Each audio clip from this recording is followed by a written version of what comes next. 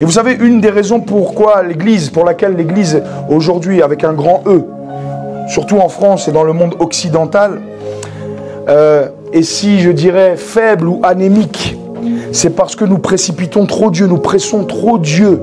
Nous voulons que Dieu aille vite, il faut que ça aille vite, il faut que ça aille vite. C'est-à-dire, j'ai pas le temps, j'ai besoin d'une capsule d'encouragement, j'ai pas le temps de m'asseoir 2-3 heures pour écouter la parole de Dieu. Et c'est pour ça aujourd'hui que les chrétiens ne grandissent pas. Pourquoi? Parce qu'ils veulent un message qui dure 20, 30, 45 minutes à tout casser, mais les 6 autres jours de la semaine, ils les passent dans la présence du diable et du monde. Est-ce que vous êtes avec moi? Amen. Lorsque nous sommes là dehors, nous sommes, bien sûr, nous qui sommes enfants de Dieu, avec le Seigneur, mais nous sommes en territoire hostile, comme je l'ai dit, à la veillée, n'est-ce pas, quand on a parlé du combat spirituel. Et on ne peut pas passer tous ces jours-là confrontés à cette atmosphère qui nous bombarde, à ces médias qui nous bombardent, et demeurer juste quelques minutes dans la parole et croire que nous allons grandir et être forts. C'est comme quelqu'un qui veut progresser physiquement dans son corps, prendre du muscle. Il ne peut pas manger n'importe quoi. Il ne peut pas manger un bon repas par semaine et croire qu'il va être fit. Non. Ou qu'il va faire la différence. Il faut qu'il s'expose à ça et qu'il prenne le temps de manger ses repas, qu'ils prennent le temps de bien manger. Même les grignotages doivent être des bonnes choses, des fruits, des légumes, des bonnes choses. Amen. Est-ce que vous êtes là? Amen. Mais il faut que ça aille vite, il faut que ça aille vite. C'est pour ça que l'église est faible. Et c'est pour ça que les pasteurs aussi ont du mal. Pourquoi? Parce que vous les pressez trop. Ne me pressez pas. Mais je bénis, vous ne me pressez pas ici, vous ne pressez pas. Amen. Mais si tu regardes ta montre, parce que tu penses déjà à ce que tu vas manger tout à l'heure, à quelle heure ça finit le culte déjà? Tu dois grandir spirituellement. La Bible nous parle d'un jour que Paul prêchait toute la journée jusqu'au soir. Jusqu'à ce qu'un homme, c'est dans Acte 20 tout à l'heure, je demandais à Patrick, à Rudy, trouvez-moi le verset parce que je ne le trouvais pas. Et on est allé dans Acte 20, on a trouvé. Il prêchait toute la journée jusqu'au soir. La Bible dit qu'il y avait un homme qui s'appelait Eutychus qui était là, au bord de la fenêtre, et que tellement Paul prêchait longtemps, il s'est endormi. Et il est tombé du 3e étage. C'est dans la Bible, hein. Tu connais pas parce que tu n'as pas lu. Amen. Et il est mort. Mais Paul est descendu avec les frères. Paul l'a relevé. Ils ont dit il est mort. Mais son âme était toujours en lui. Ils ont prié, il s'est réveillé. La Bible ne dit pas bon, c'était tard. Ils sont fatigués, les chrétiens, on va rentrer, on va continuer demain. Paul devait partir. Ils sont remontés. Et la Bible dit jusqu'au petit matin, jusqu'au jour, il a continué à parler. Sans pitié pour les chrétiens. Moi, je vais être un pasteur sans pitié pour vous. Amen. Tu vas regarder l'heure, 13h, 14h. Non. Quand c'est conduit par le Saint-Esprit, on ne regarde plus la montre. Est-ce que vous êtes avec moi? Amen. Ça ne veut pas dire qu'on va maintenant faire partie de ces églises. Tu sais à quelle heure ça commence, mais tu ne sais pas à quelle heure ça finit. Un jour, j'étais invité à prêcher dans une église d'un ami et le culte durait. Et moi, j'avais le culte à l'église après. À l'époque où on avait le culte l'après-midi. Là, c'était le matin. Et je vois les heures passent. Moi, je dois aller chercher mes filles. Je dois aller prêcher le message. Ça finit pas. Je me tourne au frère. Je me dis, à quelle heure le culte finit? Il dit ça, il n'y a que Dieu qui sait. J'ai dit, non, nous, on ne sera pas ça. Non, au nom de Jésus. Alléluia. Gloire au Seigneur. Les premiers chrétiens prenaient le temps dans les Écritures. Est-ce que vous êtes là? Amen. Toi, tu t'endors devant des films, devant ta série préférée. Tu t'endors même en scrollant parfois, mais tu ne t'endors jamais en écoutant la parole de Dieu. D'ailleurs, je préfère que tu sois là en train de t'endormir devant moi que tu restes endormi dans ton lit. Amen. Parce que je vais te secouer comme j'ai secoué l'autre fois Idrid. Je dis, Idrid, réveille-toi. Depuis, il ne dort plus pendant le culte. Mais même le grand Paul a prêché, les gens se sont endormis. Qui suis-je, moi, pour que les gens ne s'endorment pas? Ah, merci Seigneur. Tu sais nous consoler. Soyons des bons disciples, des bons élèves. Amen. Tu peux enlever juste le son. Enlève le son, j'ai pas besoin de son. Sans son. Merci. Donc nous sommes dans notre long voyage au travers de l'évangile de Matthieu. Amen. Amen. Même ça, tu vois, écouter sans l'instrumental, tu dois aussi apprendre. Il y a des chrétiens qui ne savent plus prier sans instrumental. Une parenthèse, j'aime prier avec les instrumentaux. Mais tu dois aussi savoir prier sans, parfois. Amen. Et là, j'ai à cœur qu'il n'y ait pas. Et puis tout à l'heure, on va chanter encore, on va célébrer le Seigneur. Est-ce que c'est... Mais je veux entendre vos voix. Amen. Amen, amen. Vos petites pancartes qui ont été données. Alléluia. Patrick, je veux t'entendre là. Je te sens fatigué. Je veux t'entendre. Tu es mon plus grand encourageur. Alléluia. Même Jean-Pierre, je veux l'entendre. Amen. Gloire au Seigneur. Ok, le Seigneur m'a dit que ce voyage dans Matthieu transformera complètement nos vies et ça a déjà commencé. Le voyage a déjà commencé et la transformation a déjà commencé. Amen. Amen. Amen. Amen. Et aujourd'hui, comme je vous l'ai dit, on ouvre notre nouvelle série qui s'appellera Trésor de vérité. Amen. Amen. Trésor de vérité. C'est marrant parce que j'hésitais entre deux titres et je me suis dit, je vais faire un petit sondage avec quelques frères et sœurs, je vais prendre un échantillon. Et je suis parti voir les sœurs, je suis parti voir les frères. Dieu m'est témoin. Tous les frères m'ont dit, j'hésitais entre deux, trésor de vérité et révélation royale. Tous les frères m'ont dit révélation royale, toutes les sœurs m'ont dit trésor de vérité. J'ai dit, les frères, vous aimez trop les choses high. Révélation de royale, révélation. La profondeur. Et après, j'ai prié, j'ai dit trésor de vérité et j'ai demandé les arguments. Et comme j'avais les arguments des sœurs et les frères n'étaient pas là, ils n'ont pas pu défendre leur position. J'ai dit trésor de vérité parce qu'on m'a dit, voilà, on arrive à voir ce qu'est un trésor, on arrive un peu à imaginer à quel point, à quoi ça peut ressembler, mais de vérité. Amen. Amen. Amen. Donc c'est plusieurs semaines dans lesquelles on va aller, trésor de vérité. Pourquoi ? Parce que Matthieu 5, Matthieu 6 et Matthieu 7, qui est ce que les théologiens ont appelé communément le sermon sur la montagne, chaque verset de ce sermon sur la montagne cache un trésor que nous allons découvrir ensemble. Un trésor de vérité, parce que sa parole est la vérité. Est-ce que vous êtes là ? Amen. Ce sermon sur la montagne, c'est un ensemble de vérités divines dévoilées, des révélations royales venant de la bouche même du roi des rois. Pas d'un envoyé, mais du roi des rois. Yes. Lui-même. Ce sermon, c'est comme un collier composé de plusieurs perles précieuses du royaume de Dieu, un trésor de perfection, un trésor de vérité. Voilà pourquoi nous avons décidé, parce que c'est vous qui avez décidé, c'est pas moi, amen, d'appeler cette série Trésor de vérité. Amen. Parce qu'il est composé entièrement des révélations royales du grand roi, qui sont des trésors de vérité. Et donc c'est le premier des 5 sermons majeurs que Jésus donnera dans cet évangile. Combien de sermons majeurs ? Dans l'évangile de Matthieu 5, tu dois retenir ça, c'est important. Ces 5 grands sermons, le premier qu'on va voir durant cette série-là, sermon sur la montagne. Le deuxième, on peut appeler ça le sermon missionnaire qui viendra plus tard. Ensuite, les paraboles, plusieurs paraboles que le Seigneur nous donne. Ensuite, le sermon sur la vie en communauté. Et pour finir, le discours sur le mont des Oliviers, le sermon sur le mont des Oliviers à la fin du chapitre, et à la fin du livre. Et ce qui est particulier, c'est que ces 5 grands sermons visent à répondre à 5 grandes questions majeures. Dis avec moi 5 questions. 5 questions. Ces 5 questions, je vais te les donner et puis tu pourras les noter et tu comprendras mieux maintenant la lecture dans le contexte. La première question, donc le sermon sur la montagne, va nous orienter et répondre à une question, laquelle, comment les disciples du royaume doivent-ils vivre ? Amen. Comment les disciples du royaume doivent-ils vivre ? Comment les disciples, les citoyens du royaume sont censés vivre leur vie sur terre. La deuxième question qu'on verra plus tard, mais je vous le donne, c'est comment les disciples doivent-ils se comporter lorsqu'ils sont en mission, lorsqu'ils voyagent, lorsqu'ils vont dans divers lieux, lorsqu'ils sont appelés à servir quelque part. Quelles sont les instructions que Dieu leur donne ? La troisième question, on la verra aussi plus tard, quelles sont les paraboles importantes que Jésus a enseignées ? La quatrième, ça sera quels sont les avertissements futurs que Jésus a donnés ? Ce qui concerne la fin des temps, etc.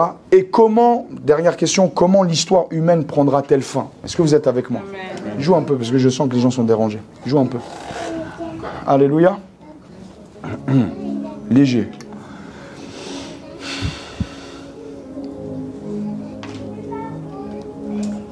Donc, combien de questions ? Je vais vous interroger, c'est pour ça que je vous dis. Je vais vous interroger. Dans les squads, là, c'est pas les Patrick, les Idrid, les Cédric, etc. Les Arnaud, pose l'action, combien, je sais pas, non. Vous devez savoir, 5.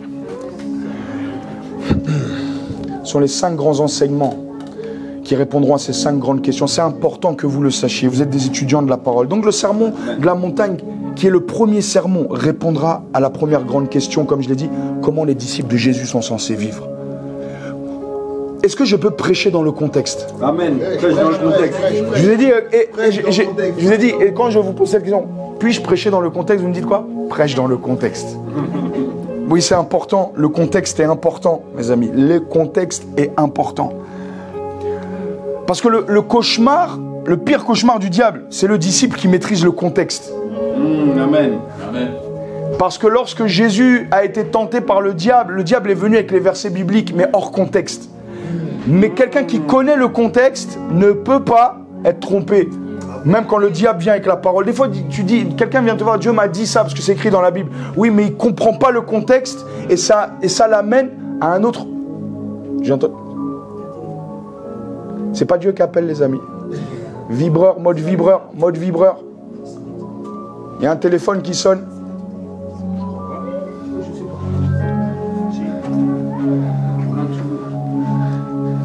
Alléluia. Amen.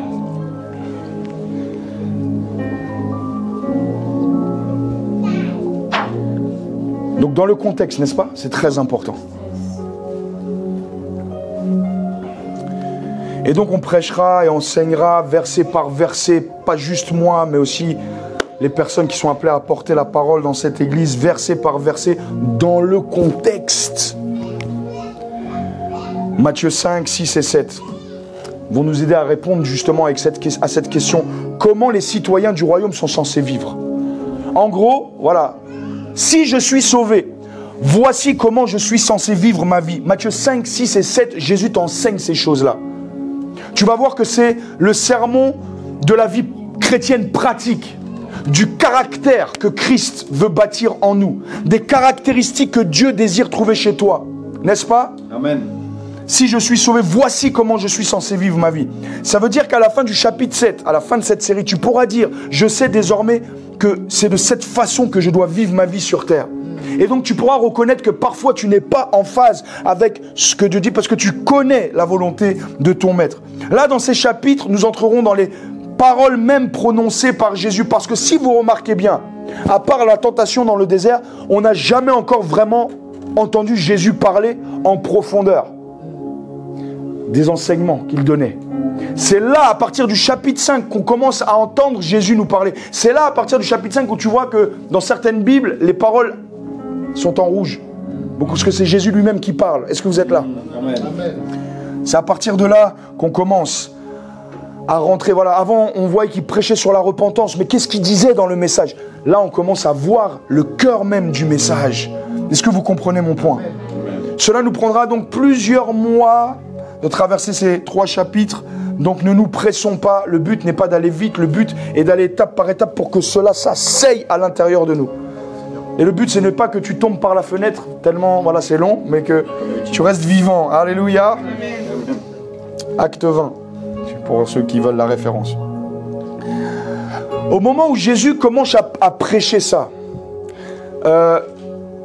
ça a été considéré comme un choc religieux, comme un paradoxe culturel. Pourquoi? Paradoxe, pourquoi le mot paradoxe? Pour décrire quelque chose qui est quelque part à contre-courant de ce qui est en train d'être fait, de ce qui est en train d'être dit dans le milieu religieux de l'époque. Et même aujourd'hui, ce sermon, quand vous allez l'écouter et que vous allez le décortiquer avec moi, vous allez voir que c'est un corps d'enseignement révolutionnaire, même dans la culture moderne. Ce sermon va encore aujourd'hui à contre-courant du monde religieux, même du monde évangélique.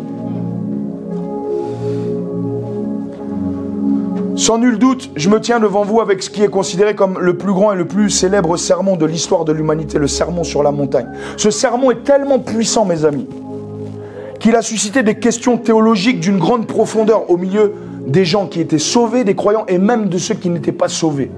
Parmi les gens qui ont bouleversé l'histoire de l'humanité, il y a beaucoup de gens qui n'étaient pas chrétiens, mais qui sont basés sur les enseignements de ce sermon-là. Vous voulez en connaître quelques-uns? Véridique, vous pouvez faire vos recherches. Gandhi est devenu l'homme qu'il est devenu. Je ne connais pas son histoire dans l'intégralité, mais il est devenu un homme non violent en lisant le sermon sur la montagne. En lisant des paroles comme être pauvre en esprit, même s'il n'a pas expérimenté véritablement en profondeur, en tout cas pas qu'on le sache historiquement parlant, la nouvelle naissance, il a, en lisant ce livre-là, en lisant ce sermon-là, été tellement touché qu'il a embrasé ces principes-là et les a apportés en Inde. Et, qu'on le veuille ou non, il a révolutionné quand même l'histoire de l'Inde. Mon point est lequel? Mon point est lequel? C'est que, même Gandhi le disait, il dit « J'aime votre Christ, mais je n'aime pas vos chrétiens parce que vos chrétiens ne reflètent pas les enseignements de votre Christ. » Et ça me rappelle une scène dans The Chosen, pour ceux qui ont regardé The Chosen, quand Jésus prépare ce sermon. J'étais tellement content de voir qu'ils ont mis un zoom sur cette période-là de sa vie. À un moment donné, il dit à Matthieu, oui, Matthieu qui est là justement, qui note ça, et il lui dit, ça y est, j'ai reçu le message. Et puis il lui dit, ça va être la carte routière pour tous ceux qui me cherchent. Il dit, comment ça la carte routière pour ceux... Il dit, parce que lorsque ces gens-là, ce que je vais dire, ces gens-là trouveront ces choses que je vais dire en vous, ils me trouveront. Amen.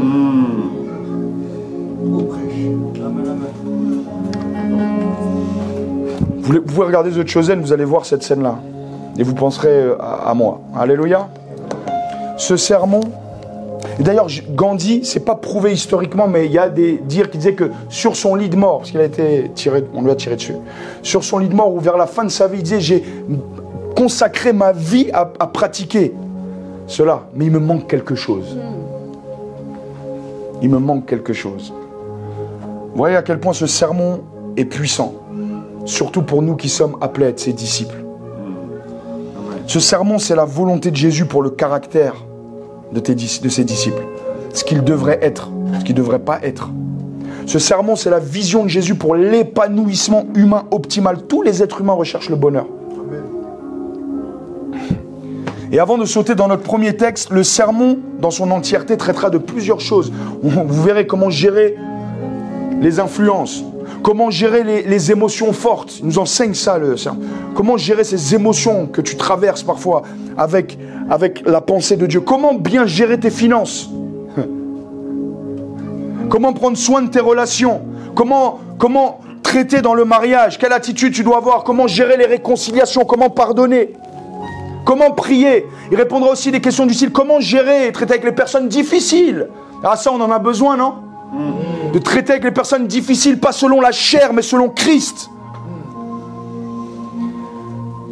Et avant d'aborder notre texte du jour, j'aimerais vous lire quelque chose rapidement. Cet enseignement était si puissant qu'à la fin, voici ce que Matthieu a rapporté sur les personnes qui ont écouté ce sermon. On saute rapidement avant d'aller dans Matthieu 5, dans Matthieu 7, 28, ensemble, s'il vous plaît. Matthieu chapitre 7, 28, dernier verset du sermon sur la montagne. Dernière parole du sermon sur la montagne. Est-ce que je peux vous lire ça? Amen. La Bible dit, quand Jésus eut fini de parler, donc 3 chapitres, tu les lis vite, mais c'était un long sermon. Et là, il nous amène juste à la fin du message. Quand Jésus eut fini de parler, les foules étaient profondément impressionnées. D'autres versions vont dire ébahies. Par quoi? Par son enseignement.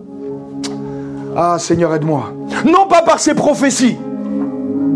Non plus par ses miracles. Ou par ses guérisons. Ou par les miracles qu'il opérait. Mais la Bible dit par son enseignement. Amen.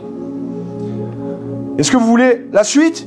Ils n'étaient plus émus par ces miracles, par ces prophéties. Ils n'étaient pas émus juste pour ça. Bien sûr que tout ça c'est bien, tout ça c'est beau, tout ça c'est puissant. Mais la Bible ne laisse rien au hasard. Il dit par son enseignement. Ils étaient stupéfaits par la qualité des trésors de vérité qu'ils venaient d'entendre et qu'ils n'avaient entendu nulle part d'autre. Pourtant, il y avait beaucoup de scribes. Et le verset suivant nous dit quoi? Au verset 29. Car il parlait, en parlant de lui, avec une autorité que n'avaient pas leurs spécialistes de la loi. Il parlait d'une certaine manière qui fait que le son était différent.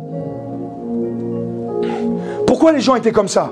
Parce que l'évangile authentique, c'est la gloire de Christ qui est l'image de Dieu. Ce qui veut dire que celui ou celle, quelle que soit son origine, qui reçoit l'évangile de Christ, toi qui m'écoutes, si tu le reçois, tu seras habillé, revêtu à l'intérieur comme à l'extérieur de l'image de Dieu. L'image de Dieu ne vient pas par tes efforts personnels. Il vient par l'exposition à Christ et à son évangile. Voilà pourquoi j'ai du mal avec ces mouvements. On prie seulement, mais il n'y a jamais un verset biblique. On prophétise, on fait tomber les gens, mais on n'ouvre pas la Bible, on décortique pas les Écritures. Va poser la question à ces chrétiens, à la majorité des chrétiens qui sont à ces réunions. C'est quoi les 8 béatitudes? Ils seront incapables de te répondre. Pourtant, c'est ce que Jésus nous annonce en premier dans son ministère. Et j'en parle avec des frissons, j'en parle avec le feu parce que je ne prêcherai rien d'autre que l'évangile. Amen. Et toi aussi, tu dois prêcher l'évangile. Pas ton opinion en prenant des écritures. Oui, aujourd'hui, je vais vous parler de telle ou telle chose, et puis tu prends des versets sortis du contexte. Les gens ne grandissent pas. Pourquoi? Parce qu'ils ne comprennent pas Christ, l'évangile. Christ est dans l'évangile. Amen. La splendeur de l'évangile de Christ, qui est la gloire de Dieu. Amen. 2 Corinthiens 4, verset 4. À la fin de ce sermon, voici comment les gens étaient. Et je prie pour que nous soyons aussi comme ça. Que nous nous joignons à cette confession. Waouh, quel enseignement! Je prie que peu importe la personne qui soit là, vous entendiez Christ. Pas le pasteur. Christ. Pas le frère Patrick, pas le frère Rudy, pas le frère Cédric, pas le frère Idrid, pas la sœur Zanoa. Christ. Et pour tous mes preneurs de notes, bénis soient les preneurs de notes. Heureux. En plus, aujourd'hui, ça tombe bien, parce que c'est là. Tous mes étudiants de la Bible, tous les élèves studieux, aujourd'hui, nous allons planter notre temple dans Matthieu chapitre 5, du verset 1 à 12. Vraiment, big up à tous mes preneurs de notes. Le royaume des cieux vous appartient. Vous serez ces serviteurs diligents, ces servantes diligentes, que Dieu bénira au dernier jour. Pourquoi? Parce que vous aurez pris soin de la chose la plus précieuse qui soit, la parole de Dieu. Tu veux savoir, tu veux que je sache, tu veux savoir comment une personne traite ses finances? Regarde comment elle traite la parole de Dieu.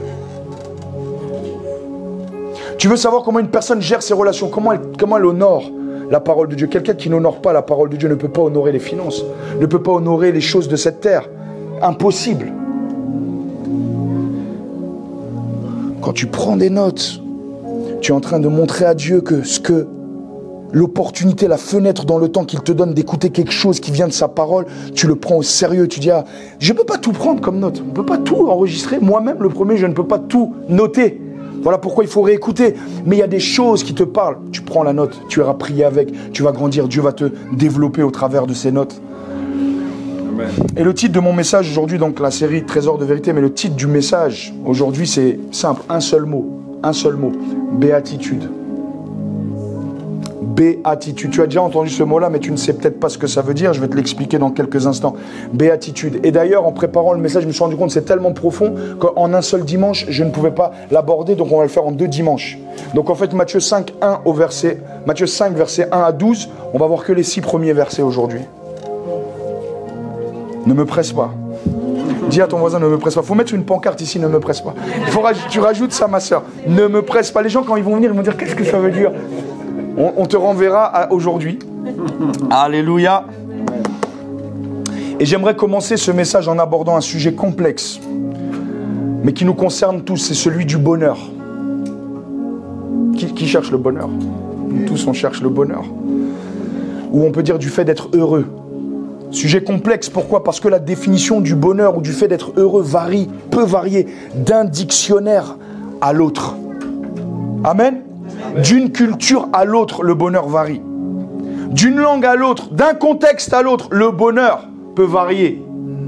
Le bonheur, on dit communément que c'est être heureux, être dans un état de pleine satisfaction. Et selon les dictionnaires, les synonymes sont la joie, la félicité ou même la béatitude ou les béatitudes. Qu'est-ce que je veux dire? Je vais expliquer ça dans quelques instants, mais ce qui est synonyme de bonheur pour un Français ne l'est pas forcément pour un Indien ou un Malgache, ou un Camerounais, un Congolais, un Algérien ou un Mauricien. Alléluia. Une Mauricienne, un Portugais, gloire à Dieu. Ce qui est synonyme de bonheur pour un Occidental ne le sera pas forcément pour une personne qui vit dans une région reculée, de l'Amazonie par exemple, ou au Mexique, ou même dans la France profonde. Parisiens et France profonde, on n'a pas la même vision de ce qu'est le bonheur. Mais tous ces influenceurs que tu vois aujourd'hui amener une journée dans la France profonde, ils vont chercher le réseau. L'autre, il va venir à Paris, il va faire une dépression, il va dire qu'est-ce que c'est que ce monde, je ne peux pas vivre là. Je dois vivre au milieu des odeurs, au milieu des animaux. Bonheur, ça varie. Est-ce que vous êtes avec moi? Amen, amen. Et c'est même encore plus profond, ça, parce que le concept d'être heureux peut varier même d'une personne à l'autre, au sein d'une même communauté, au sein d'une même famille. L'un peut aimer telle chose et ça le rend heureux, l'autre va aimer. Est-ce que vous comprenez mon point? Le bonheur est quelque chose de tellement complexe, tellement vaste. Et la définition moderne du bonheur dans notre contexte à nous, je ne parle pas biblique, hein, je parle dans le contexte socio-culturel dans lequel nous vivons, dans notre culture occidentale française, parce qu'on habite en France, n'est-ce pas? Notre culture définit largement le bonheur, la réussite, au fait d'être heureux par des éléments matériels. des zéros sur le compte bancaire, un bon salaire, des maisons spacieuses, des voitures dope, hein, des voitures où quand tu peux aller à l'église avec, on va dire non, qu'est-ce qu'il fait dans la vie celui-là, qu'est-ce qu'elle fait dans la vie? Il a réussi. Il est arrivé. Appartenir à un réseau de gens importants, la célébrité, la santé parfaite, la gloire, n'est-ce pas, la reconnaissance des hommes. On peut, dans notre société moderne, dire ça c'est le bonheur. Et c'est dans une telle perspective qu'on vend cette vie aux gens aujourd'hui, en leur faisant croire qu'en poursuivant ces choses, ils sont dans la bonne course. Tu es dans la bonne direction, vas-y, continue, socialement tu dois monter. Ce n'est pas une mauvaise chose. Mais est-ce que c'est vraiment ça le bonheur? En leur faisant croire que quand ils auront atteint ces choses, ils seront vraiment heureux, n'est-ce pas? Toutes ces choses sont étroitement liées sur le principe de l'acquisition et de l'accumulation.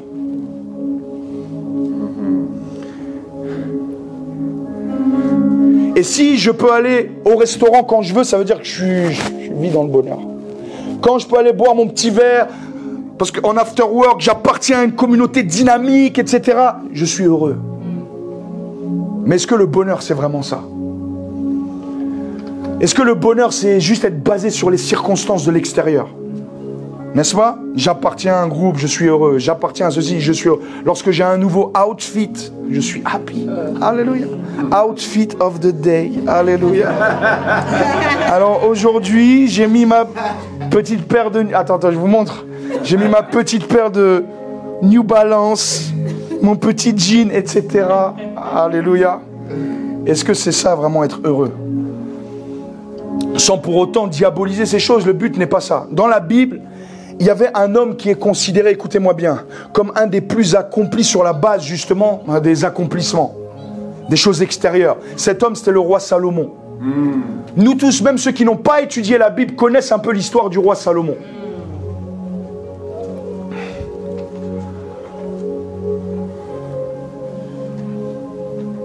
Mais pourtant, arrivé vers la fin de sa vie, il réalise que toutes ces choses, dédicace à Roger, il aime ça, ne sont que vanité et poursuite du vent.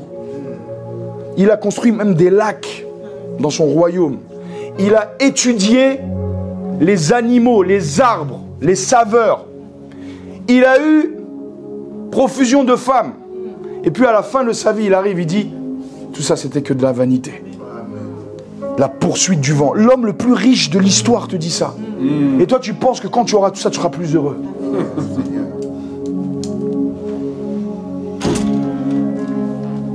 Mais écoutez-moi bien, les amis. Il existe une conception du bonheur et de l'épanouissement bien plus profonde que le discours que notre société veut nous imposer ou veut nous vendre. Et je tiens à préciser que cette conception que je vais vous partager, elle n'est pas contre la richesse, ni la possession de biens matériels. Parce que Abraham est un homme très riche.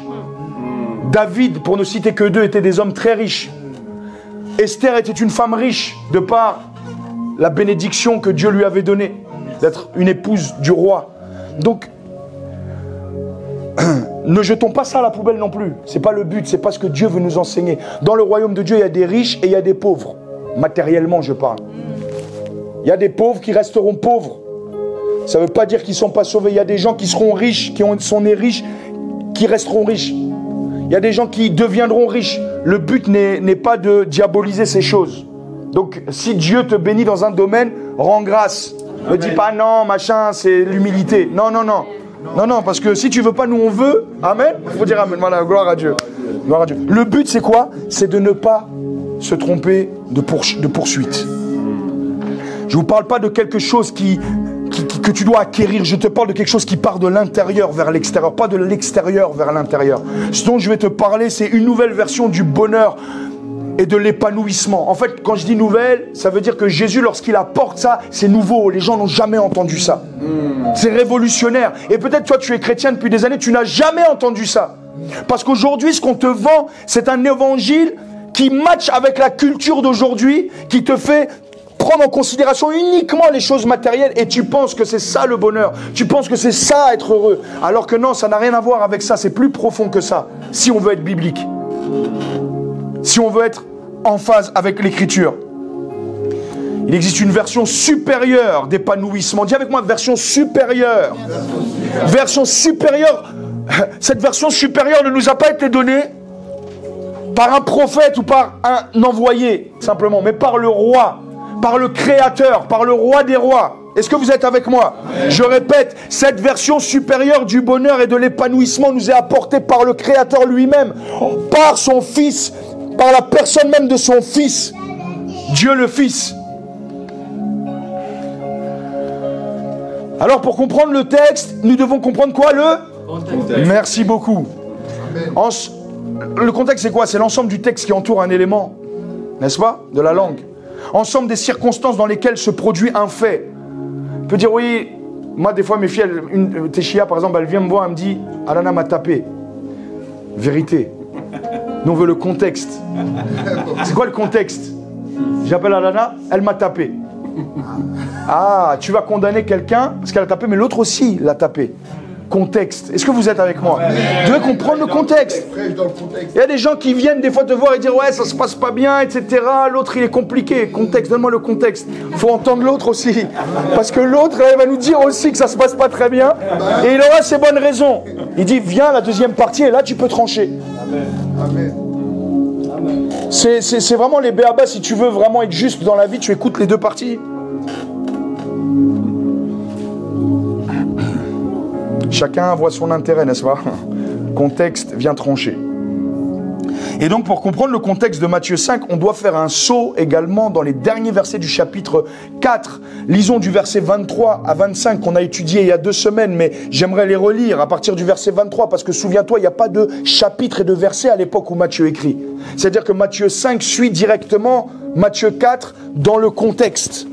Regardez ce qu'il a écrit. Jésus parcourait toute la Galilée, enseignant dans les synagogues, prêchant la bonne nouvelle du royaume et guérissant toute maladie et toute infirmité parmi le peuple. Écoutez attentivement. Le Seigneur était en train de bouleverser les régions tout autour de lui.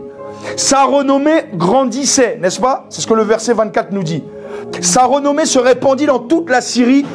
On lui amena tous ceux qui souffraient de maladies et de douleurs de divers genres, des démoniaques, des lunatiques, des paralytiques, et il les guérissait. Il avait le vent en poupe, pour utiliser un thème d'aujourd'hui. Et la Bible dit une grande foule le suivit. Dis avec moi une grande foule. Une grande foule. De la Galilée. Ça c'est la Galilée, c'est une région. Il y a plusieurs villes dedans. La Décapole, une autre région avec 10 villes à l'intérieur. Déca, 10, Paul, ville. N'est-ce pas? Décapole, 10 villes. De Jérusalem, de la Judée, c'est-à-dire en autre région avec plusieurs villes et villages. Et au-delà du Jourdain, c'est-à-dire encore plus loin que la carte de ta Bible, en fait. Tu vois? Ça que j'aime bien avec les Bibles modernes, c'est que quand ce que je suis en train de te dire, tu peux le vérifier ici. Tu verras que la Syrie, c'est là-haut. Tu verras que la Judée, c'est Jérusalem et plein d'autres villes. La Décapole, c'est un peu à l'est. Et au-delà du Jourdain, c'est vers là, où il n'y a pas les villes là, qui sont écrites. Mais c'est au-delà du Jourdain. La Bible dit que les gens venaient de partout. Quel est mon point? Voici le contexte. Une grande foule de partout le suivait et voyait toutes les merveilles qu'il faisait. Écoutez bien, je demande toute votre attention parce que c'est très important. Le ministère de Jésus est né. Sa renommée se répand. Ses disciples grandissent. Les foules se rassemblent. Et avec nos termes d'aujourd'hui, on pourrait dire qu'il faisait le buzz. Oh, il avait la hype. La hype était autour de lui, n'est-ce pas? Les réseaux sociaux parlent de lui. Tout le monde l'écoute, suspendu à ses lèvres. Tout le monde vient pour son miracle. Et si Jésus était un prédicateur comme on en voit beaucoup aujourd'hui, la tentation de commencer à vouloir prêcher quelque chose pour garder ses foules. Sème dans mon ministère. Alléluia, Dieu va te bénir. Amen, alléluia. On a une grande vision ici, il faut que tu sèmes ici. Là, pendant que je prêche, pourquoi vous ne venez pas déposer l'argent? Comme on le voit des fois, oui? Voici le contexte. Voici le contexte. Sème ta semence dans mon ministère. C'était le moment idéal pour nourrir leurs émotions et leurs égos. Leur ego. Ils sont là, ils ont besoin. Ce que tu vas leur dire, c'est ce qu'ils vont écouter. J'imagine certains gens charnels autour de lui commencent à dire, là, il y a quelque chose à faire. Il y a quelque chose à faire. Tu es le roi qu'on attendait, il y a quelque chose à faire. C'est dans ce contexte-là que Jésus opère. Est-ce que vous êtes avec moi? Tu lis vite ces 2 versets et tu n'imagines pas la pression qu'il y avait autour de tout ce qui est en train de se passer. Mais la Bible commence au chapitre 5. Maintenant, nous y sommes. Ça commence comme ça. Voyant la foule. Donc, voyez, une grande foule. Et là maintenant la Bible dit Jésus voyant la foule. Il voit la foule, il voit la foule. La Bible dit Jésus monta sur la montagne. Et après qu'il se fut assis, ses disciples s'approchèrent de lui, puis ayant ouvert la bouche, il les enseigna et dit, stop, je m'arrête là, pause, note bien que Jésus, en voyant la foule, monte sur la montagne. Cela n'est pas sans rappeler un grand prédicateur de l'Ancien Testament qui s'appelait Moïse, qui lui aussi est monté sur la montagne pour apporter la loi de Dieu au peuple. Amen. Amen. Et à l'époque de Moïse, la foule ne s'était pas approchée, la foule s'était éloignée. Mais ici, on voit que la foule et particulièrement ses disciples s'approchèrent. Dans l'Ancien Testament, on voit la loi qui dit, la loi de Moïse, restez loin. Mais dans le Nouveau Testament, on voit la grâce qui appelle tout le monde à s'approcher. Il te dit à toi aussi, approche-toi. Les disciples s'approchèrent, la foule aussi s'approchait. Ils étaient tous là. Dans l'Ancien Testament, on voit cet homme, Moïse, frapper le rocher. Mais là, dans ce passage, on voit que le rocher maintenant est là. Alléluia. Amen. Ensuite, il fait quoi? Il s'assoit, il s'assit, comme les scribes avaient l'habitude de le faire. Ça veut dire que là, il est en train d'envoyer un message. Je vais vous enseigner. Pour enseigner les gens, la Bible nous parle d'être assis. Il s'assoit, il se met dans la position de celui qui va enseigner. Et il nous est dit, sur la montagne, oh, j'aimerais que tu retiennes ça. Il n'a pas dit sur la montagne de Sion. Il n'a pas dit sur le mont Hermon, sur le mont Horeb ou le mont des Oliviers. Sur la montagne. Comme pour dire qu'en fait, pour prêcher l'évangile, n'importe quel endroit est possible.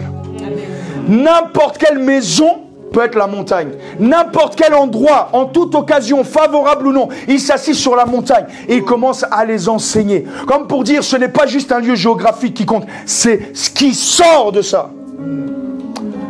Ah, Seigneur. Je prie vraiment que le Seigneur ouvre les yeux de nos cœurs. Qui est la foule?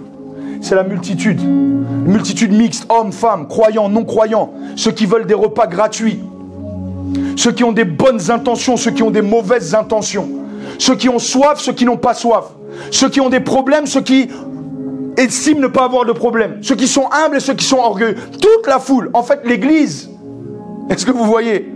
C'est l'église, comme l'église. Et Jésus est là devant eux, ne faisant aucune distinction, mais prêt à libérer la vérité de la parole pure de Dieu. Car son désir, c'était le discipolat. Non pas exciter l'ego des gens. Non pas que ces gens deviennent des partenaires de son ministère, mais des disciples. Amen. Il y a des gens, ils ne servent pas avec le cœur parce qu'ils n'ont pas d'intérêt. Toi, tu dois servir parce que les intérêts du royaume sont supérieurs à tes intérêts directs. Amen. Et les gens ils disent, mais à quoi ça sert? Qui va me récompenser? Qui va me... Non, non, tu le fais pour qui? Jésus est le modèle. Pourquoi? Parce qu'il avait une vision en termes. Il n'était pas là en train de dire, moi, il faut que je construise une église de chair et d'os. Il fallait qu'il construise l'église au sens spirituel, des hommes et des femmes qui transporteraient son esprit à l'intérieur. Ce qui m'intéresse, c'est pas que tu viennes ici et qu'on dise qu'on est l'église. C'est quand tu sors d'ici, est-ce que tu es l'église? Est-ce que tu es le disciple que Dieu veut que tu sois? Hey. J'aimerais qu'on réfléchisse à ces paroles.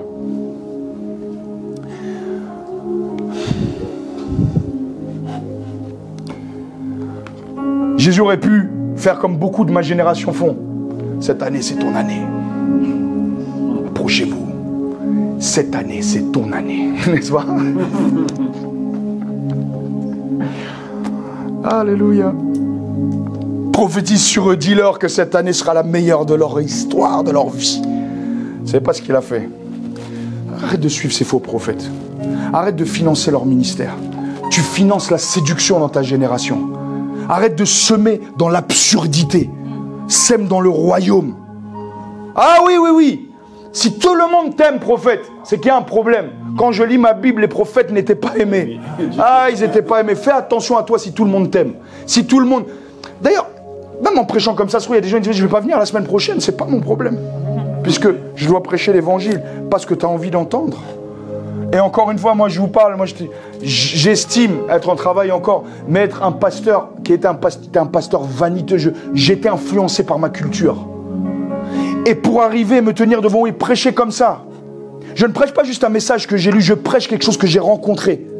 Ce que je vous dis, c'est quelque chose que je transporte. Que tu sois là ou pas là, c'est ça que je prêcherai. Amen. Pourquoi? Parce que Dieu m'a emmené dans un chemin, pas où il m'a rajouté des choses, mais où il m'a dépouillé. Et dans notre culture, on veut que Dieu rajoute. Dieu doit te dépouiller. Pour qu'il n'y ait plus rien que Christ à l'intérieur de toi et dans tes ambitions. Amen. Et nous sommes tous en chemin, mes amis, tous en chemin. Moi, le premier. Quel était le programme de Jésus? C'était l'enseignement. Il s'assit pour les enseigner. Il a ouvert la bouche. Il les a enseignés, comme je vous l'ai dit il y a 2 semaines. Il faisait des miracles. Il prêchait. Mais sa première priorité, c'est que tu sois un homme, une femme instruit dans la parole de Dieu.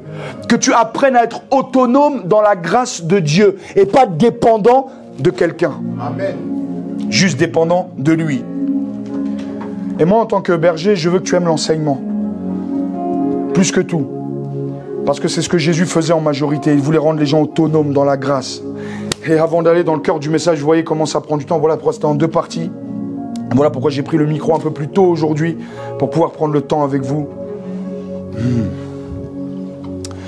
Prends avec moi Ésaïe 54, verset 13. Regarde bien. Ésaïe 54 au verset 13. Je vais lire dans la version Darby, mais n'importe quelle version. Selon les versions, le mot est différent, mais ça veut dire la même chose. Mais dans la version Darby, c'est un peu plus clair, quoi. Dans Ésaïe 54, 13, qui est aussi une prophétie messianique, un chapitre messianique, voici ce qu'il est dit du Messie. Et tous tes fils seront enseignés de l'Éternel, et la paix de tes fils sera grande. Voici notre preuve qu'il était vraiment le Messie, c'était qu'il enseignait. Afin que leur paix augmente, il fallait qu'ils soient enseignés. Tous tes fils seront enseignés de l'Éternel. Qu'est-ce qu'on va donc faire ici? On va enseigner les gens, n'est-ce pas?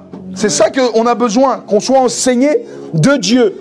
Et notre paix sera grande. La paix de ton foyer sera grande quand tu vas commencer à enseigner la parole à tes enfants.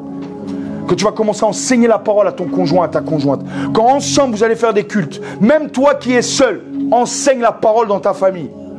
Enseigne par ton mode de vie qu'est-ce que ça veut dire être disciple de Dieu. Béatitude. Ce qui commence au verset 3. Et ce qui est appelé les béatitudes. En fait, il y a un mot latin pour dire bénédiction. Béatitude, c'est bénédiction. Mais je vais développer un peu plus, t'inquiète pas. 8 bénédictions, dont une qui est répétée. Il y en a 8, mais une qui est répétée 2 fois, donc c'est pas 9, c'est 8. Mais la dernière est répétée 2 fois. Let's go pour la lecture, on peut y aller? On va verset par verset. Comme je vous ai dit, on va jusqu'au verset 6, donc on va décortiquer 3 autres versets avant de finir. Qu'est-ce que la Bible dit? Heureux les pauvres. Donc Jésus commence son sermon en disant ceci. Heureux les pauvres en esprit, car le royaume des cieux est à eux. Je répète, heureux les pauvres en esprit, car le royaume des cieux est à eux. Qu'est-ce que vous en pensez pour quelqu'un qui se trouve devant une foule? Commencez un message en disant ça. Heureux les pauvres en esprit. Quelqu'un qui veut faire sensation, est-ce qu'il va dire ça? Quelqu'un qui veut exciter l'ego des gens, est-ce qu'il va appeler les gens pauvres spirituels? C'est ça le véritable bonheur. Non, nous on pensait que tu allais nous prêcher notre meilleure année. Pensez que tu allais nous apporter quelque chose de vraiment révolutionnaire. Tu commences en nous disant heureux les pauvres spirituels, car le royaume des cieux est à eux. Il parle d'une culture à contre-courant, de tout ce que le monde aurait fait à sa place. Et au lieu de leur parler d'argent, de pouvoir, de gloire, de vision, d'ambition, d'influence de masse, il leur dit quoi? Heureux ou bénis les pauvres en esprit. Amen? Amen. Car le royaume des cieux est à eux. Je vais prendre quelques instants pour vous expliquer ce mot que Jésus utilise, qui est traduit chez nous par heureux, mais c'est limité heureux. Le mot grec, c'est makarios. Le mot grec utilisé là par Jésus, c'est makarios. M-A-K-A-R-I-O-S. Makarios veut dire quoi? Bienheureux, mais ça va plus loin que ça. Extrêmement fortuné, florissant, épanoui, est la personne qui est décrite. Extrêmement fortunée, la personne qui est Makarios. Bienheureuse, prospère, florissante. Makarios n'est pas juste bénir quelqu'un comme pour dire si tu fais cela, tu seras béni. Non, non, c'est plus profond que ça. Makarios, c'est une observation, un constat que ceux qui agissent ainsi sont déjà bénis. Ce n'est pas quelque chose, quand tu vas le faire, tu vas être béni. C'est pendant que tu es en train de faire ça, alors tu es Makarios. Alors tu es heureux. Ce n'est pas une promesse pour le futur. Tu l'es déjà, alors que tu vis comme ça. Tu veux être heureux. Arrête de chercher l'argent. Commence à être pauvre spirituellement. Qu'est-ce que ça veut dire, pasteur, être pauvre spirituellement? Je vais te le dire dans quelques instants. Makarios veut dire, ceux qui vivent de cette manière sont heureuses. Makarios, les pauvres en esprit. Bienheureuses, les pauvres en esprit. Pas elles seront heureuses. Elles le sont déjà alors qu'elles le font. Tu cherches le bonheur. Voici, il te le présente. C'est pas la manière dont tu imaginais. C'est pas la manière dont on le présente dans les livres à la FNAC. Qui veulent te faire croire que c'est ça le bonheur. Toujours acquérir plus, toujours te déployer, Le bonheur, c'est pas ça. Ça, c'est du plus. Ça, c'est des compétences que tu augmentes. Ça ne te rend pas plus heureux, des compétences. Ça peut te mettre dans une position où tu as plus d'influence dans un domaine, plus d'argent dans un domaine, mais ça ne te rendra pas plus heureux. Heureux, quoi? Les pauvres, en esprit. Qu'ils soient riches matériellement ou pas. On ne parle pas de ça, on parle d'une dimension spirituelle aussi. C'est une description d'un état d'être, d'un état de cœur, pour ceux qui vivent de cette manière. Non pas alors que vous ferez la bénédiction, vous trouverez comme par mérite le bonheur, mais alors que vous le faites, vous l'êtes déjà. Jésus commence comme ça. Tu veux être disciple de Jésus, c'est là que ça commence. C'est ici que ça commence. Tu comprendras que c'est un dépouillement. Tu comprendras que ce n'est pas une vie par toi-même. Pauvre en esprit, laisse-moi t'expliquer ce que ça veut dire. Makarios, les pauvres en esprit. Bienheureux, les pauvres en esprit. Bénis soient les pauvres en esprit. C'est le même mot que tu retrouves en hébreu, le même concept dans Psaume 1. Béni soit l'homme. Makarios. Makarios sont ceux qui se reconnaissent quoi? Spirituellement pauvres. Qu'est-ce que ça veut dire? Heureux ceux qui se reconnaissent en banqueroute à l'intérieur et qui disent j'ai besoin de Dieu. La personne pauvre en esprit, c'est celle qui se dit je ne peux pas gérer cette vie par moi-même. C'est ça la pauvreté spirituelle. Et aujourd'hui, c'est tellement rare. C'est tellement rare une personne qui reconnaît sa pauvreté spirituelle. Qui dit je ne peux pas gérer cette vie sans toi, Seigneur. Makarios, les pauvres en esprit. C'est lorsqu'au plein milieu de ta journée, tu te trouves à être convaincu que vraiment tu ne pourras pas y arriver par ta simple force. Que tu as vraiment besoin de Jésus. Pendant que tu travailles, tu es en train de pleurer et tu te rends compte que tout ce dont tu as besoin, c'est lui. Makarios.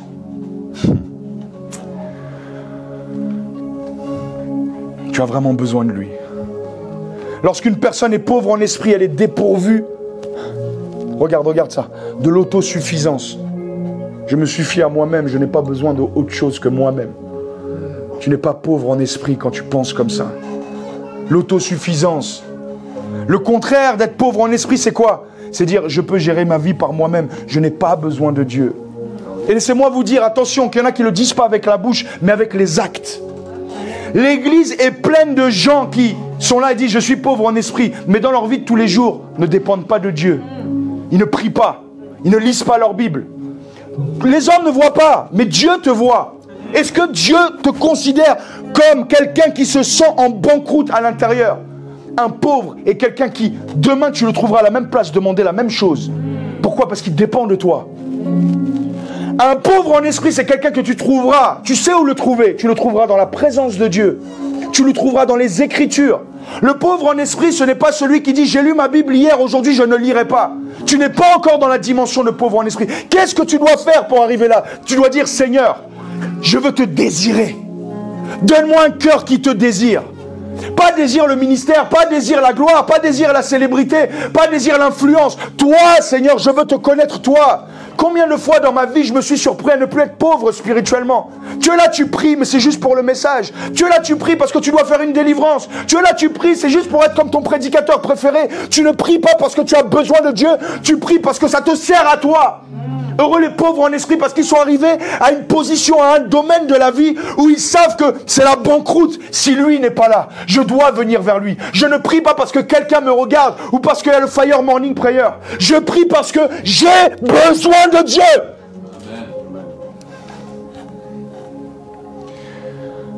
Seigneur, aide-moi.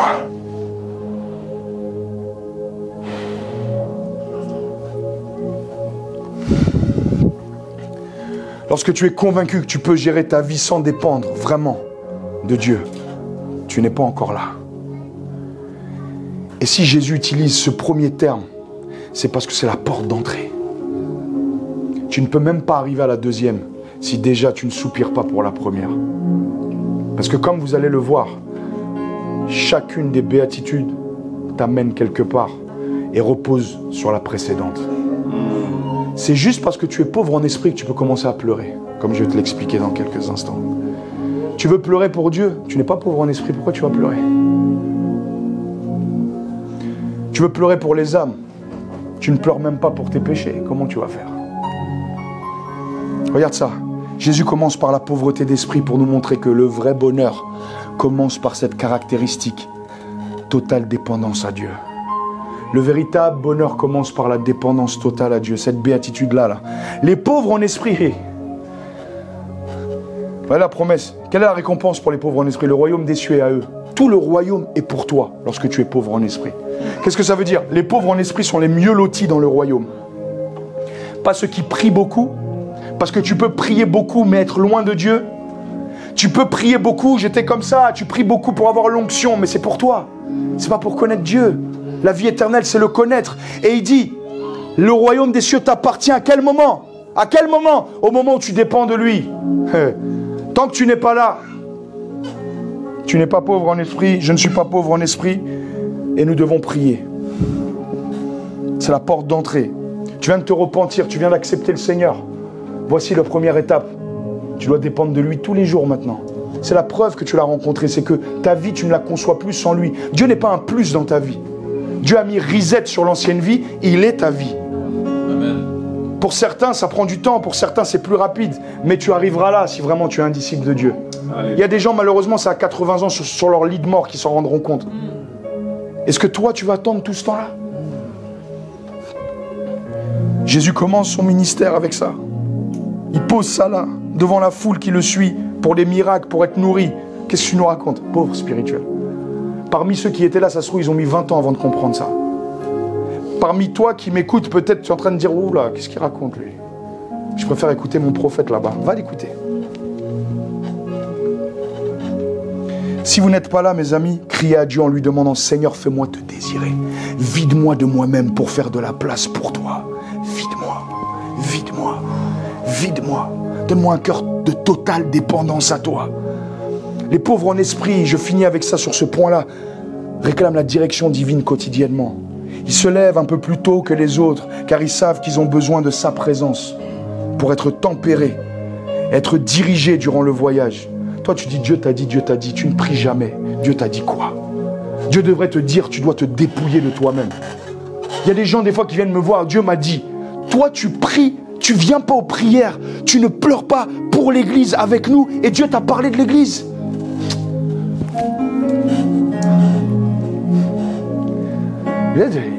J'ai arrêté de blaguer avec ces choses-là. Arrêtez de tout croire que c'est Dieu qui vous parle. Dieu ne vous parle pas n'importe comment, n'importe. Dieu va te parler des choses secondaires alors que ça, tu n'arrives pas à l'écouter. Va dire à mon serviteur qui doit se repentir. Toi-même, tu n'es pas pauvre spirituellement. Toi-même, tu ne te repens pas. Toi-même, tu continues dans tes bêtises. Et Dieu va t'utiliser. Tu n'es pas mieux que l'âme de Balaam. L'âne de Balaam.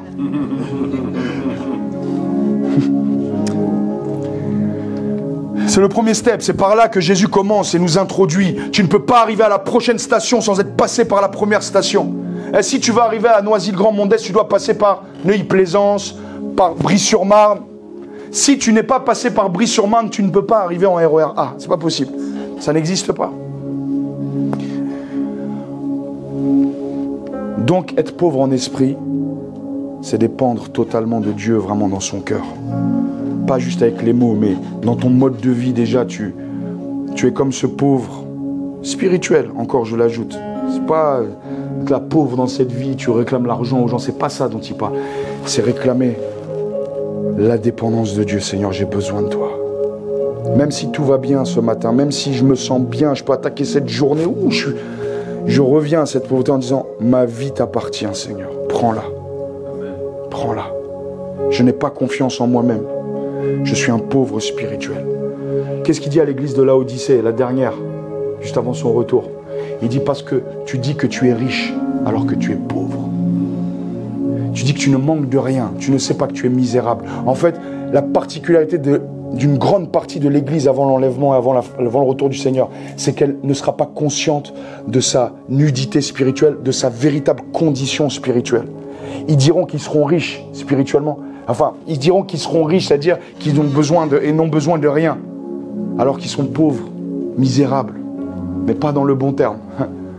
Est-ce que vous êtes avec moi? Amen. Deuxième point, les affligés. N'est-ce pas, verset 4. Heureux les affligés. Heureux les affligés. D'autres versions vont dire ceux qui pleurent, car ils seront consolés. Oh, c'est tellement merveilleux. Plus on médite sur ces paroles, plus on tombe amoureux du Seigneur. Heureux, Makarios, les affligés, ceux qui pleurent, car ils seront consolés. Alors, laissez-moi vous expliquer. L'affliction, en général, le mot, dans son étymologie générale, c'est quelque chose de normal. Tu pleures, je pleure, les gens pleurent. Tout le monde pleure. Que ce soit devant les autres ou pas, on a tous pleuré un jour. Si tu as déjà assisté à des funérailles ou entendu quelqu'un que tu aimais partir, tu as certainement pleuré, n'est-ce pas? La tristesse et l'affliction ne sont pas des mauvaises choses. Pourquoi? Parce que même l'affliction, c'est un don de Dieu pour évacuer les douleurs profondes de ton âme. Plus tu pleures, plus tu vas t'évacuer. Attention, on t'a pas dit d'être dépressif. Mais au départ, il faut pleurer. À un moment donné, pour que ça sorte, il y a l'affliction qui est là pour en fait drainer, pour évacuer les douleurs profondes. Il y a des gens, ça fait 20 ans qu'on leur a fait du mal, ils n'ont jamais drainé ça. Le jour où Dieu va les toucher, ils vont pleurer, ils vont être libérés en un instant. Ah oui. Si tu as vécu un trauma dans le passé, pleure. Pourquoi? L'affliction, c'est un point d'accès qui t'emmène vers Dieu. Dieu peut rentrer par là. L'affliction, c'est normal, mais, dis avec moi, mais. Ce n'est pas de cette affliction dont Jésus nous parle ici. C'est pour ça que je précise. Cette affliction-là, heureux, Makarios sont les affligés, ce n'est pas l'affliction que tu ressens lorsque tu apprends une mauvaise nouvelle. Non. Cette affliction n'est pas se sentir désolé pour soi-même comme ça, non. Ce n'est pas pleurer à cause d'une peine de cœur du passé, ah, il m'a fait souffrir. Mais bien que Dieu s'intéresse à ces choses, mais cette affliction dont on parle ici, c'est celle qui pleure sur sa condition spirituelle, sur son péché. Tu viens d'attrister Dieu, tu commences à pleurer.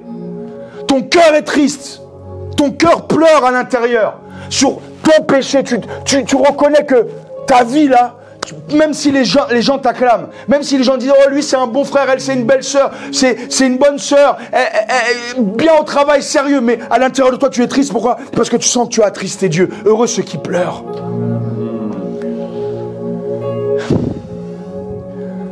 L'affliction là, les larmes à cause du péché, à cause des blessures que tu as causées à Jésus au Saint-Esprit. Je bénis le Seigneur, Dieu m'a permis d'expérimenter ça il y a une semaine. J'étais triste en quittant ici. Toute l'après-midi, triste. J'ai envoyé à certains de mes leaders le texto. Pensez que j'étais découragé. Ce n'est pas du découragement. C'est que quand tu t'approches du Seigneur, à mon petit niveau, je suis rien du tout, mais quand tu pleures pour les bonnes choses, Dieu commence à te donner son cœur et tu commences à voir la condition spirituelle véritablement des gens qui font semblant que ça va bien, qui sont là, qui disent Dieu m'a dit, et puis tu les vois lutter, pas parce qu'ils sont mauvais, mais parce qu'en fait ils refusent de se dépouiller d'eux-mêmes, de confesser leurs péchés. Et tu es là, tu pleures, tu dis Seigneur, pas juste toi pour toi, tu pleures aussi pour les autres. Et sur ce chemin, n'attends pas que les gens t'encouragent. Seulement ceux qui sont sur le même chemin que toi comprendront. Pour ça que j'ai partagé avec certains, pour qu'ils puissent rentrer aussi dans ça. Est-ce que tu pleures quand quelqu'un ne vient pas écouter la parole du Père? Est-ce que tu pleures quand quelqu'un qui était là ne vient plus? Ou est-ce que ça te fait ni chaud ni froid? Dieu pleure, lui. Jésus pleure sur Jérusalem. Il dit, toutes ces années, j'ai voulu rassembler en voyant les prophètes. Comme une poule rassemble ses poussins sous ses ailes, mais vous ne l'avez pas voulu. Il a pleuré. croyais que c'était du découragement. La Bible dit qu'après ces souffrances, il aura une postérité glorieuse. J'ai dit, moi Seigneur, je serai dans cette postérité glorieuse. Tu seras dans cette postérité glorieuse. Tu es le fruit de ces souffrances. Tu es le fruit de ces larmes. Tes larmes ne seront jamais en vain. Heureux ceux qui pleurent pour leur condition et la condition de l'Église. Qu'est-ce qui se passe? Ils seront consolés par le Seigneur lui-même. Oh, quelle douceur lorsque le Seigneur est venu me consoler. C'est pas un homme, c'est pas ma femme. C'est pas mon frère, ma soeur, même si on aime bien avoir du soutien, n'est-ce pas? C'est normal. Mais quand lui, il vient dans la prière, il te console. C'est-à-dire qu'il n'enlève pas les larmes, il n'enlève pas la tristesse, mais il t'apaise. Il t'apaise, il te dit, mon fils, ça va aller. Mon fils.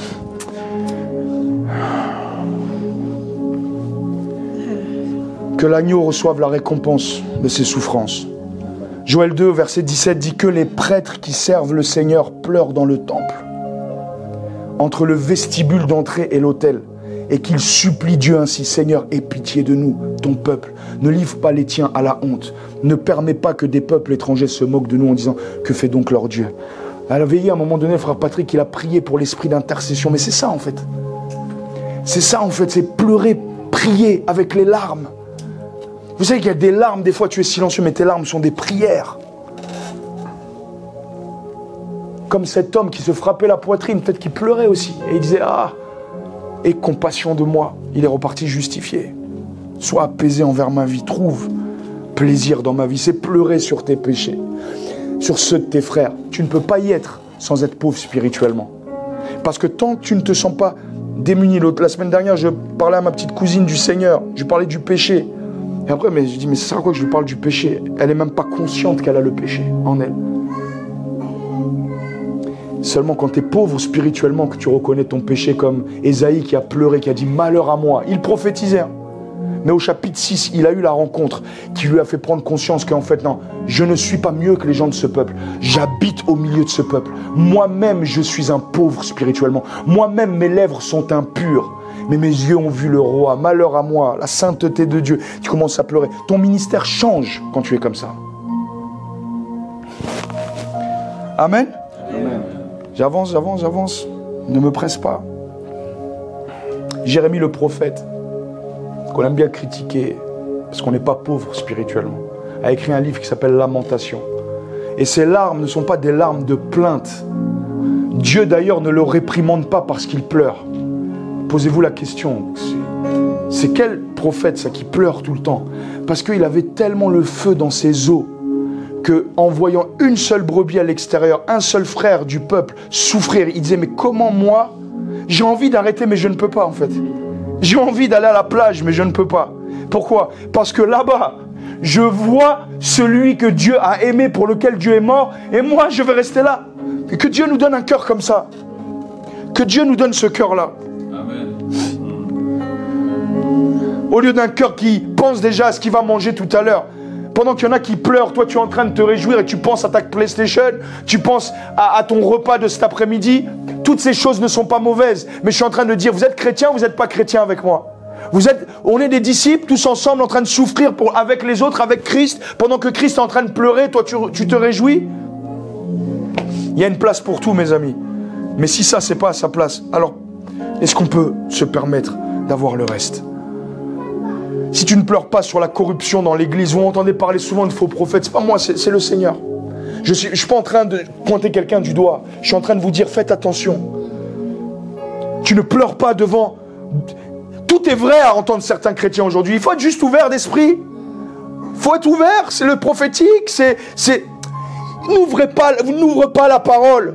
Ils ont un comportement à se tirer les cheveux, à s'arracher les cheveux. Même Paul se retournerait dans sa tombe s'il serait là. Et nous, on appelle ça les modèles à suivre aujourd'hui. Les pères aujourd'hui. Les pères sont là, mais on les étouffe. Pourquoi? Parce qu'en fait, il n'y a pas de place pour eux. Mais le temps vient où Dieu va susciter des pères, où Dieu va susciter un son nouveau, quelque chose qui va à contre-courant et qui commence par les béatitudes. Amen. Les gens blasphèment Jésus et l'église ne pleure pas, et rigole même. Sur ce TikTok, tu vois les Jésus qui marche sur l'eau dans des courses de piscine, tu rigoles, tu dis ah ça c'est Jésus.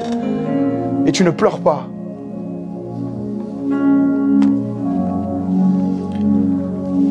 la promesse, ils seront consolés, comme je l'ai dit. Que Dieu nous console.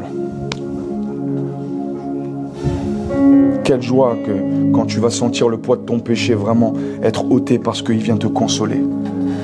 Pourtant, il a pardonné ton péché, mais tu vas repécher demain. Mais il te console, il sait déjà. Il voit ton cœur aujourd'hui, il te console. Demain, tu vas encore pécher, mais il te consolera encore. Quel cœur! Quel cœur! C'est ça qui nous pousse même avec les frères à être plus miséricordieux, à être plus patient avec nos enfants, avec les frères et sœurs, ne pas les juger. Hey, parmi les questions théologiques les plus difficiles, mes amis, il y a celle de la souffrance. C'est une des questions les théologiques les plus difficiles. Pourquoi la souffrance existe si Dieu existe? Et vous savez, c'est tellement sage, j'en suis venu à la conclusion que c'est tellement sage de la part de Dieu de ne pas enlever la souffrance de manière définitive de nos vies pendant notre voyage sur terre. Pourquoi? Parce qu'en voyant toutes ces peines, c'est là que je crie Maranatha. Seigneur, viens vite. Des gens sont restés amoureux de la terre. Pourquoi? Parce qu'ils ne souffrent plus pour l'évangile. Ils sont tombés amoureux de la terre.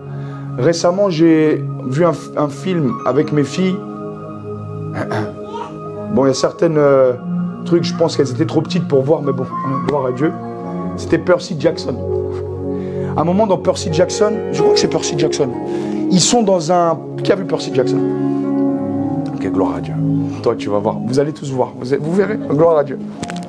Il y a une scène à un moment donné, en fait, eux, ils viennent comme d'un autre monde, quoi. Ils viennent comme ils doivent délivrer l'humanité, quoi. Ah, il y a une bonne morale derrière. Ils viennent, etc. Et puis à un moment donné, ils arrivent à Las Vegas. Et puis ils ont une mission à faire à Las Vegas dans un casino. Et puis dans le casino, soudain, pendant qu'ils vont faire leur mission, ils sont déterminés. Il y a des dames qui distribuent des feuilles de lotus, je sais pas quoi. Il dit mangez, mangez, mangez, mangez, ça va être trop bien. Il commence à manger une. Il commence à voir flou. L'autre il dit goûte, goûte. Il commence à goûter. L'autre il commence à goûter. Ils sont trois. Il commence à dire ah en fait c'est bien ici. Mais l'autre il commence à dire, il dit mais il y a une mission là à accomplir, il y a une mission. Ouais mais on va le faire après. On va le faire après. Et puis il commence à manger. Et puis l'autre elle commence à dire mais en fait, mais c'est trop bien ici en fait. Et les femmes qui viennent, qui représentent les agents du mal, continuent à passer devant eux. Mange encore, tu as fini la précédente, mange. Et ils sont là. Et puis tu vois un gars qui était venu pour sa mission, il commence à marcher avec 5 filles. Il marche avec 5 filles au ralenti, tu vois, comme dans les films américains. Il est là à lunettes, il commence à faire des chorégraphies, il commence à danser. Quel est mon point? Mon point, c'est qu'ils étaient en mission et ils ont été distraits. Et je crois qu'il y a certains cris qui continueront à monter de nous seulement si on expérimente encore la souffrance de près ou de loin. Il faut l'accepter. Les souffrances de Christ sont celles-ci. Ça fait partie du concept de Dieu de marcher avec lui. Tu veux crier Maranatha, qui veut dire Seigneur viens. Pourquoi? Parce qu'il faut que quelque chose de plus grand arrive sur terre. Cette souffrance nous donne une espérance que quelque chose de plus grand doit arriver. Et nous devons hâter ça par la prédication de l'évangile. C'est la parole qui nous le dit, je n'ai pas inventé. On peut le mettre à côté, mais le temps vient où les voix se lèveront même des pierres si personne ne veut prêcher ça. Même les païens commenceront à prêcher ça si nous on ne veut pas prêcher ça. Amen. C'est pourquoi on n'aura jamais d'utopie ici-bas. J'ai dit que 2. Ah, il me reste 2, je ne vais pas les aborder aujourd'hui parce que ça ne servirait à rien.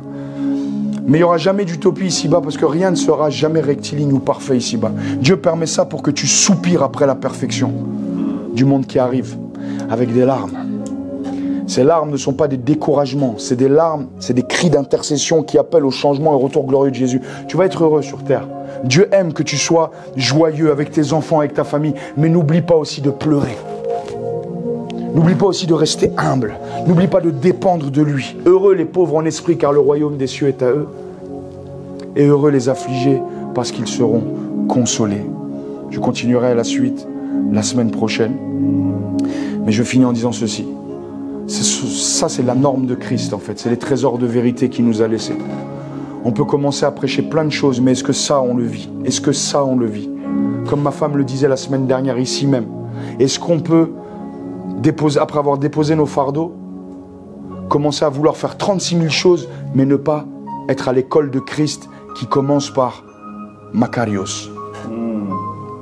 Heureux les pauvres en esprit. Est-ce que tu es pauvre en esprit, mon frère, ma soeur? Est-ce que tu cherches à l'être? Par ces béatitudes, Jésus nous introduit dans une vision du monde à contre-courant de cette terre, à contre-courant de 100, je ne suis pas Dieu, je ne connais pas, mais j'amplifie à 90% des églises qui existent aujourd'hui, qui nous font fonctionner juste pour les choses momentanées, juste les choses de la terre. Toutes ces choses ont leur place, mais ces béatitudes nous amènent à l'essentiel. Une vision du monde supérieure, une manière de vivre supérieure. Ça ne va pas peut-être dans ta vie, mon frère, ma soeur. Quand tu rentres tout à l'heure, réjouis-toi avec ton partenaire. Réjouis-toi avec tes frères et sœurs. Pourquoi ? Parce que tu es déjà heureux si tu pratiques ces choses. Le bien-être est déjà là en toi. C'est une invitation royale à un mode de vie anormal selon ce monde, mais Makarios selon le ciel. On va se tenir debout, on va prier. On va se dépouiller avant de passer à la Sainte Seine. Et notre sœur Zanoa qui apportera les annonces et les offrandes dans quelques instants. Quelle joie de voir l'église remplie vendredi, mais quelle larme aussi, bien que je suis heureux de voir que ces mêmes personnes qui ont prié toute la nuit vendredi sont certainement dans leur lit pendant que je suis en train de parler. Certainement pas là où Dieu voulait qu'elles soient.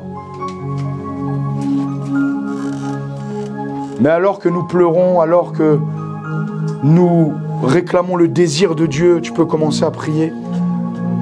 Tu es déjà heureux. Tu es déjà bien heureux si tu ressens le désir d'être comme ça.